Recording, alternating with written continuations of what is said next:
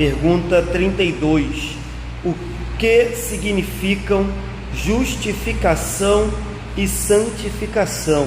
Essa não é difícil não. Alguém se arrisca aí a tentar responder? Guilherme? Segue, né? Essa não é difícil não. Sem olhar para o computador. Vamos lá, bota a resposta para mim aí, Mateus. Aí, queridos, justificação significa a nossa justiça declarada diante de Deus, tornada possível pela morte e ressurreição de Cristo por nós. Então, só recapitulando, eu vou explicar. Justificação significa nossa justiça declarada diante de Deus, tornada possível, ou seja, a nossa justiça só foi possível pela morte e ressurreição de Cristo por nós. A santificação significa nossa justiça gradual e crescente, tornada possível pela obra do Espírito Santo em nós. Então você percebe que são duas coisas diferentes, são duas bênçãos oriundas da graça de Deus e da misericórdia de Deus para nós.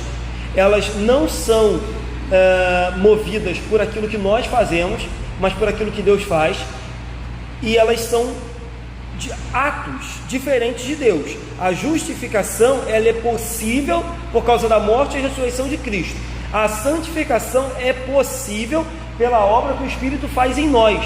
Então são duas atitudes, duas bênçãos, dois atos de Deus ao nosso respeito, diferentes e que partem única e exclusivamente da Trindade, certo? Então a justificação por causa de Cristo, a santificação por meio do Espírito, são atos inseparáveis. Toda vez que um pecador é justificado, automaticamente no decorrer dos anos ele vai ser santificado. É impossível você falar: pastor, eu fui justificado pelo sangue de Jesus, mas não sou santificado, continuo vivendo no pecado. Isso é impossível. Então todo pecador justificado pelo sangue de Jesus, com o passar dos anos ele vai sendo santificado. Tanto que ali a resposta diz: a santificação é uma justiça gradual e crescente. Dependendo da fase da sua vida, você vai crescer mais, dependendo da fase você vai crescer menos, mas a santificação ela é gradual e crescente. E lembre-se, é justificação no começo da sua vida, quando você confessa Jesus, santificação durante toda a vida, e a santificação só vai acabar na glorificação, quando Jesus voltar para nos buscar. Então, são oriundas da graça, bênçãos de Deus, mas elas são diferentes. Então, nós podemos dizer que a diferença maior é essa. A justificação é um ato, é como se fosse uma decisão de um juiz, de virar para um pecador, como Paulinho bem falou aqui, um pecador que não merece nada, que é mau, mas o juiz vira para aquele pecador e diz: eu declaro você justo. Ah, por quê, pastor? Porque eu sou bom? Não, porque o sangue de Jesus, mediante a morte e a ressurreição, nos dá a possibilidade de sermos justificados. Então a justificação é um ato, é uma atitude legal que Deus declara no seu tribunal, que justifica pecadores. Ou seja, a justificação nos dá liberdade da condenação, a justificação nos liberta da punição, a justificação nos traz de volta à vida. A justificação pega aquele pecador miserável e começa a reconciliar ele com Deus de graça. Então essa é a justificação. Mas a santificação é diferente. A santificação ela já tem um caráter físico. Se a justificação acontece no céu, no tribunal de Deus, Deus diz: olha, está absolvido, é justo, está perdoado.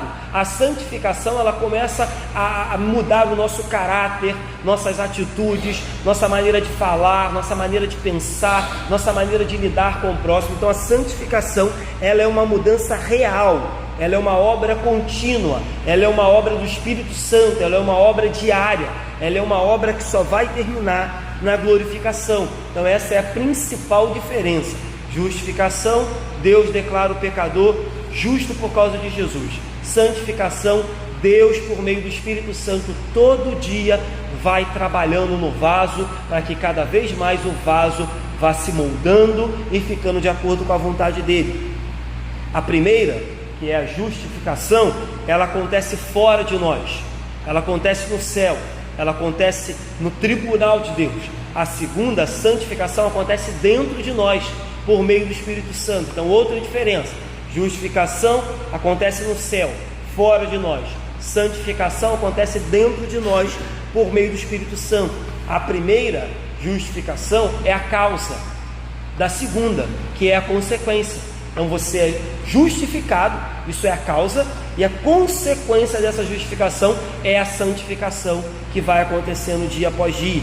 A primeira, que é a justificação, Cristo se coloca como sacerdote, como aquele que ofereceu o sacrifício para nos libertar. Então a justificação, Cristo é visto como sacerdote. Na santificação, Cristo se coloca como rei, porque Ele passa a governar a nossa vida, de maneira que a gente começa a se afastar do pecado e viver uma vida de santidade. Então, na primeira, Cristo é sacerdote, oferece a vida dele para nos dar liberdade, justificação. Na segunda, Cristo é rei, governa a nossa vida, muda nossos desejos, muda nossa mente, muda as nossas atitudes como rei e governador, para que a gente se santifique dia após dia.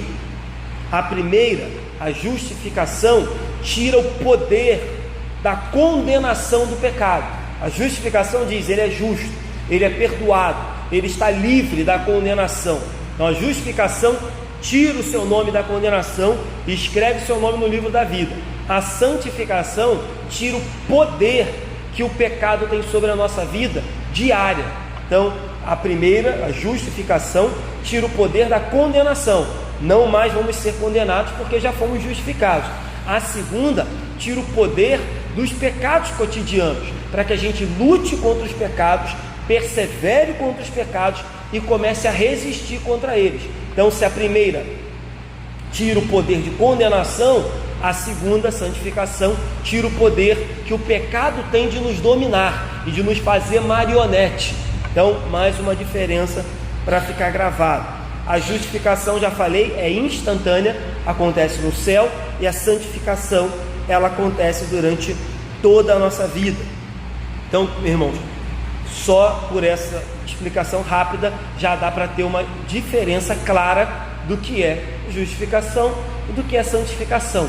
Já dá para a gente conseguir separar. A primeira aconteceu quando Cristo nos encontrou, quando o Espírito Santo quebrou o nosso coração e a gente se rendeu a Jesus. A segunda está acontecendo, inclusive hoje, e vai acontecer até que Jesus volte. Então, justificação é o ato que Deus olha para a nossa vida e declara que, com base no que Jesus fez na cruz, nós agora somos justos. Então não é porque eu sou justo, não é porque em mim, como bem disse o diácono Paulo, habita um bem que Deus olha e fala: vou justificar ele porque ele é bom. Não, Deus olhou para o seu filho e entendeu que eu sou justo mediante o filho dele e o sacrifício dele na cruz. E a santificação é a continuação da obra de Deus.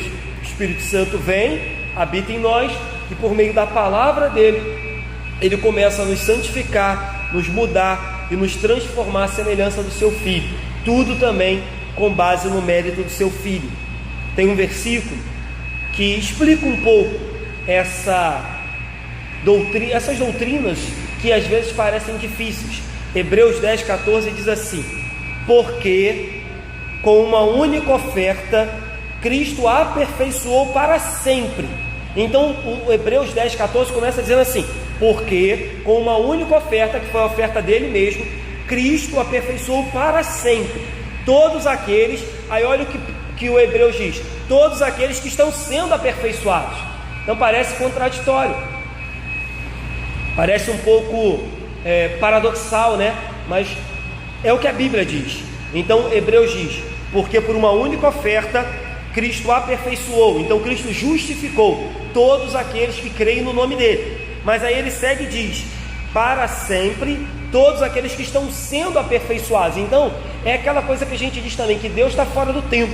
Então Deus, quando olha para a nossa vida, já nos vê justificados, santificados e glorificados. Mas no decorrer desse tempo, dessa vida de 60, 80, 90, 100 anos, quase a Dona Maria está lá já, nós vamos ser santificados constantemente. Então vou ler novamente só para ficar gravado, que o caminhão do lixo estava não colaborando. Porque com uma única oferta Cristo aperfeiçoou para sempre todos aqueles que estão sendo aperfeiçoados. Parece contraditório, né? Cristo aperfeiçoou para sempre, mas estão sendo aperfeiçoados. É exatamente justificação, santificação.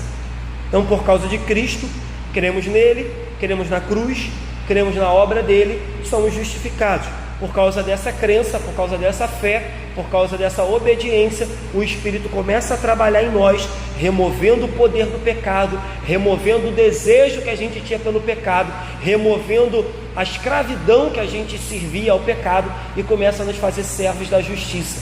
Uma maneira de descobrir se fomos justificados lá no passado e se estamos sendo santificados é saber se temos, dia após dia, deixado para trás aquilo que não mais convém, aquilo que não mais faz parte da nossa vida, e crescendo em novidade de vida. Falei no início, o fato de crescer pode acontecer às vezes com mais ênfase, às vezes com menos ênfase, às vezes com mais vigor, às vezes com menos vigor, mas sempre iremos crescer em santidade, sempre iremos progredir de quem éramos quando Cristo entrou na nossa vida e quem somos hoje, certo? Faz parte da santificação, vencer as imperfeições, vencer o pecado, vencer os desejos que não convêm mais às nossas vidas. Então, a maioria das religiões e a maioria do mundo entende isso errado, entende isso de forma contrária. As pessoas acham que por causa das nossas boas obras, por causa dos nossos bons atos, nós seremos justificados, mas você entende que é o contrário. Você percebeu que primeiro Deus nos justifica por causa do sangue do Filho dele, e depois, no processo de santificação, a gente começa a produzir boas obras, bons frutos, obediência, a cumprir alguns mandamentos, a obedecer dentro do possível a lei de Deus, a se afastar do mal. O problema é que a maioria das religiões e a maioria do mundo inverte esses papéis e diz: olha, primeiro você tem que obedecer, cumprir um monte de ritual, um monte de regra, fazer boas obras, dar dinheiro, aí Deus vai te justificar. Não é assim que a Bíblia nos ensina. O problema das igrejas e o problema do mundo é esse, é inverter os papéis. A Bíblia nos ensina: primeiro Cristo morre na cruz e nos salva. O Pai diz: é justo. O Pai nos declara justo no tribunal, e no decorrer dos nossos anos a gente vai se afastando de tudo aquilo que não provém, para que uma vez, como lemos em Hebreus, sendo aperfeiçoados eternamente por Cristo, nós sejamos aperfeiçoados dia a dia pelo Espírito Santo. Amém? Bota o versículo bíblico para mim, irmãos. Pedro, o apóstolo de Jesus Cristo, aos eleitos que são forasteiros da dispersão no Ponto, Galácia, Capadócia, Ásia e Bitínia. Bota aí o versículo 2. Eleitos segundo a presciência de Deus, em santificação do Espírito, para obediência à aspersão do sangue de Jesus, graça e paz vos sejam multiplicadas. Então Pedro, ele chama a igreja de eleita no versículo 1, depois ele chama de novo os cristãos de eleitos no versículo 2, mas ele diz que esses eleitos estão no processo de santificação de acordo com o Espírito. Então lá no início ele diz: apóstolo de Jesus Cristo aos eleitos. No versículo 2 ele diz: aos eleitos segundo a presciência de Deus. Mas esses eleitos estão num processo de santificação do Espírito para a obediência. Então a eleição aconteceu antes do processo de obediência, depois vem a obediência e a aspersão do sangue de Jesus, graça e paz vos sejam multiplicados. Próximo slide aí, Mateus. Próximo slide, que é justificação. Eu peguei um outro catecismo que vai falar de forma específica sobre justificação. Justificação é um ato da livre graça de Deus. Então Deus é livre e é um ato que Ele faz quando quer, quando bem entende, na hora que Ele quer, para com os pecadores, no qual Ele os perdoa, aceita e considera justas as suas pessoas diante dele. Aí vem a explicação: não por qualquer coisa neles operada, não porque a gente fez alguma coisa, nem por eles feitas, mas unicamente pela perfeita obediência e plena satisfação de Cristo, a eles imputadas, aí aquela doutrina da imputação que a gente já falou muito aqui na igreja, e recebidas só pela fé. Falamos semana passada sobre isso. Somente a fé. Então, essa justiça de Jesus é imputada e recebida somente pela fé. E aí Deus nos declara justificados. Próximo, Mateus. O que é santificação? Santificação é a obra da graça de Deus, também é mais uma obra da graça de Deus, livre, que Ele faz quando quer, pela qual os que Deus escolheu antes da fundação do mundo para serem santos, são nesta vida, pela poderosa operação do seu Espírito, aplicando a morte e a ressurreição de Cristo, renovados no homem interior. Então a santificação é dentro, como eu falei, a morte e a ressurreição de Cristo aplicam no nosso coração por meio do Espírito essa renovação interior, segundo a imagem de Deus, tendo os germes do arrependimento que conduz à vida e todas as outras graças salvadoras implantadas no coração. Então, quando o Espírito Santo começa a nos santificar, Ele implanta no nosso coração arrependimento e todas as outras graças, adoção, paz, domínio próprio e outras bênçãos que Deus concede aos filhos. E tendo essas graças de tal forma excitadas, aumentadas e fortalecidas, o processo de santificação constante, que eles morrem cada vez mais para o pecado e ressuscitam para a novidade de vida, certo? Então, santificação e justificação. Alguém quer falar, queridos? Não? Então, Mateus, próximo. Ficou meio doido isso aí, né? Bota aí a pergunta que a resposta veio primeiro. Aí a pergunta diz assim: os que têm fé em Cristo devem buscar a salvação pelas próprias obras ou em outro lugar? Uma pergunta até fácil, né? Acredito que para qualquer um que está aqui hoje não teria dificuldade de responder, mas ele faz questão de colocar só para reforçar. A resposta é óbvio que não. Então a pergunta é: os que têm fé em Cristo devem buscar salvação pelas boas obras ou em outro lugar? Resposta: não, não devem, pois tudo que é necessário à salvação se encontra em Cristo. Buscar a salvação pelas boas obras é negar que Cristo seja o único Redentor e Salvador. É uma pergunta fácil, não tem muita dificuldade para a gente responder, porque durante muito tempo a gente vem batendo aqui nessa questão de somente pela fé, que a salvação é só pela graça, que ela não se compra, não se conquista, não se alcança por aquilo que o homem faz, simplesmente ele recebe como um presente, como uma dádiva, se rende e confessa Jesus como Salvador. Então a gente afirma, defende que independentemente de qualquer obra que o ser humano faça, ele jamais vai ser considerado justo diante de Deus. Ele só é considerado justo diante de Deus porque Jesus morreu na cruz. Ah, pastor, e depois? Os atos que eu faço durante a santificação, as boas obras que eu faço no processo de santificação, a obediência no processo de santificação, tudo isso Deus considera, tudo isso Deus se agrada, tudo isso Deus recebe como feito a Ele. Por exemplo, a gente tem feito aqui, né, constantemente, nos mobilizado para ajudar o abrigo da Pedra de Baratico. Deus recebe isso como algo feito a Ele. Ele mesmo disse, quando visitar os encarcerados, abençoar os que têm fome, os que têm sede, toda vez que fizeste a um desses, fizeste a mim. Deus considera, Deus recebe, Deus se alegra das nossas boas obras, mas jamais as nossas boas obras vão nos dar acesso ao céu. O acesso ao céu é pela obra de Jesus. Depois da justificação, as boas obras nos acompanham, porque agora somos salvos, agora somos justificados. Então Deus sim, Deus recebe, Deus se alegra, Deus considera como se fosse para Ele, quando a gente estende a mão para um dos seus pequeninos, para um dos seus filhos, quando a gente faz um ato de misericórdia, Deus nos retribui sim, Deus nos dá sem medidas. Eu acredito em tudo isso, mas nada disso nos transforma justos diante de Deus, porque a justificação ela é gratuita mediante o sangue de Jesus Cristo. Então não é aqui, né, um álibi para que a gente não faça nada, deite na rede e fale: já que fui justificado pela graça, problema que o mundo se exploda.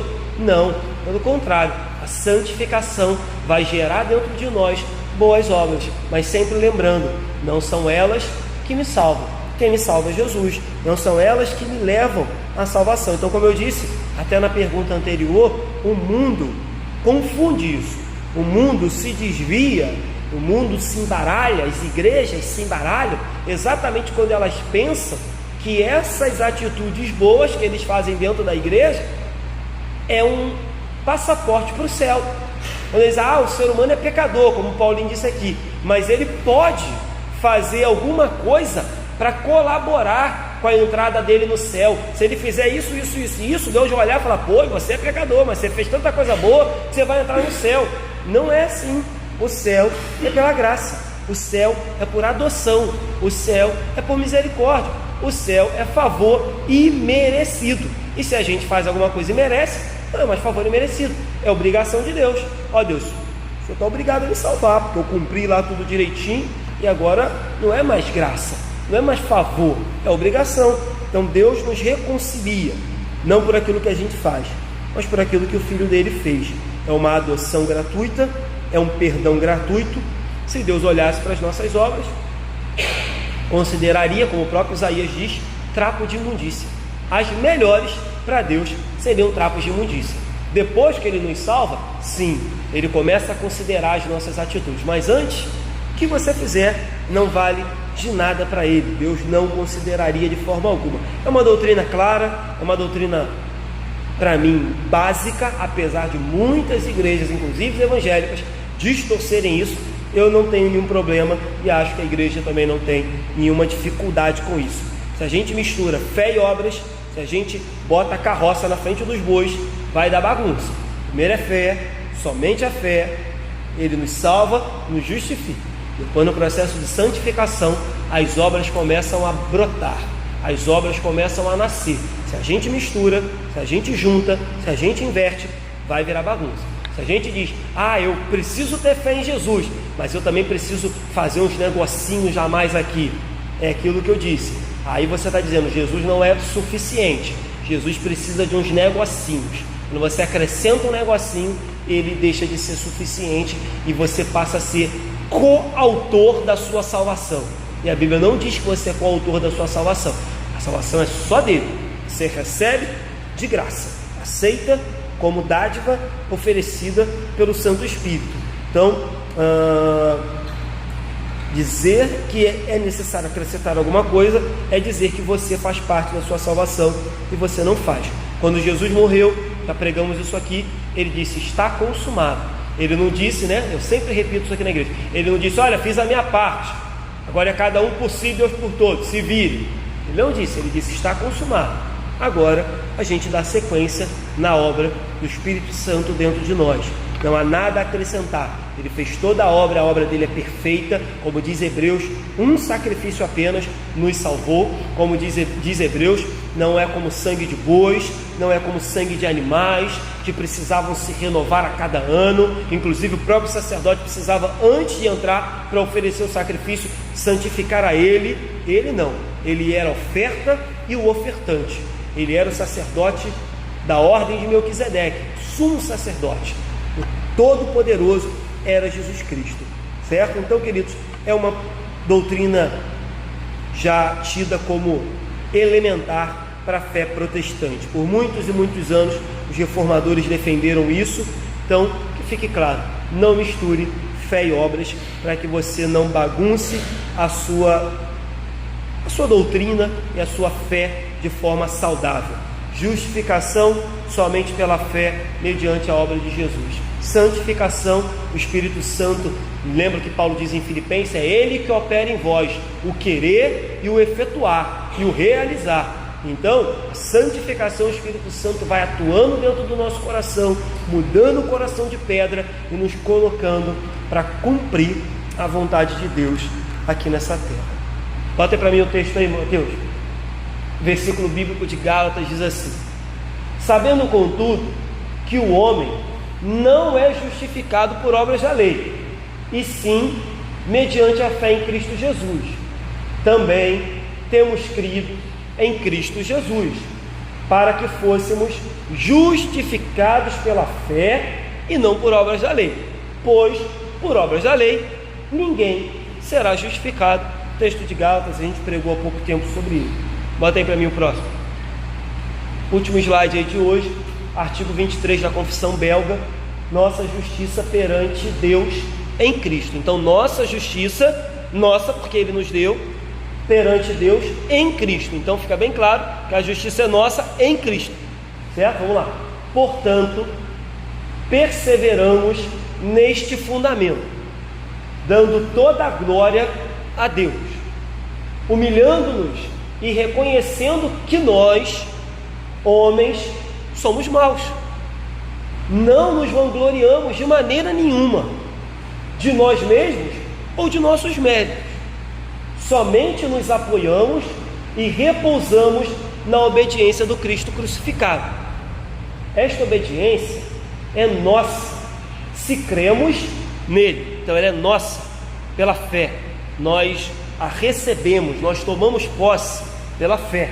Se cremos nele, ela é suficiente para cobrir todas as nossas iniquidades, todas. Ela liberta nossa consciência de temor. Então isso também é muito importante, porque geralmente quando o camarada faz parte de uma igreja que não prega isso, que não ensina isso, a pessoa vive numa neurose, a pessoa vive numa psicose, porque ela acha que depende dela para chegar ao céu, e é aquela neurose que eu falei que Martinho Lutero tinha. Ele se castigava, ele fazia penitência, ele era monge, ele se santificava, e ele tinha terror. A consciência dele aterrorizava ele, porque ele dizia: quando eu me encontrar com Deus, tudo que eu fiz não vai ser suficiente, porque eu sou pecador.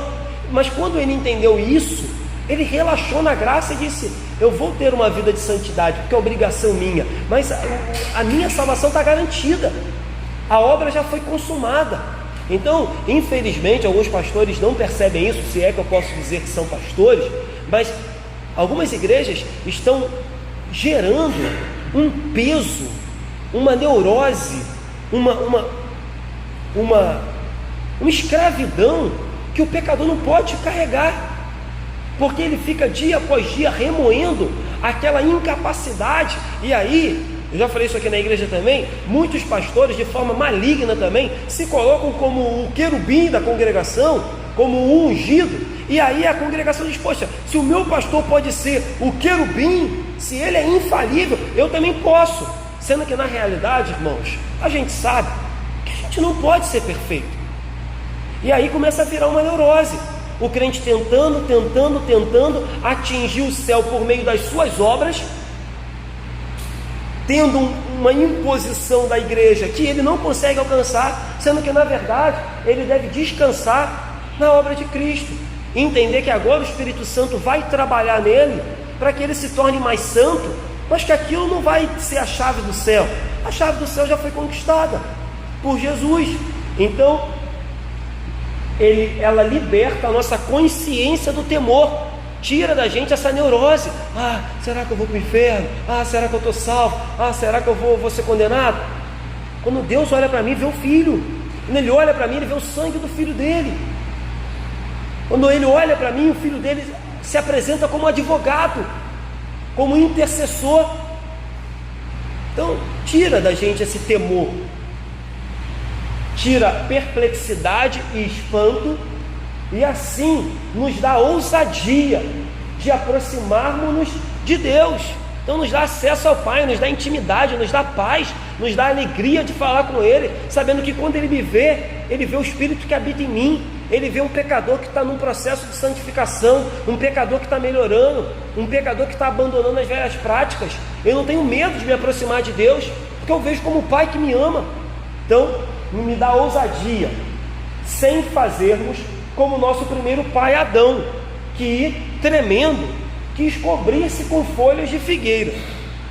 E certamente, se tivéssemos que comparecer perante Deus, apoiando-nos por pouco que fosse, um pouquinho que fosse, em nós mesmos, ou em qualquer outra criatura, ai de nós, pereceríamos. Por isso, cada um deve dizer como Davi, ou com Davi: ó Senhor, não entres em juízo com o teu servo, porque à tua vista não há justo nenhum vivente. Salmo 143, 2. Amém, queridos? Acho que ficou bem explicado, né?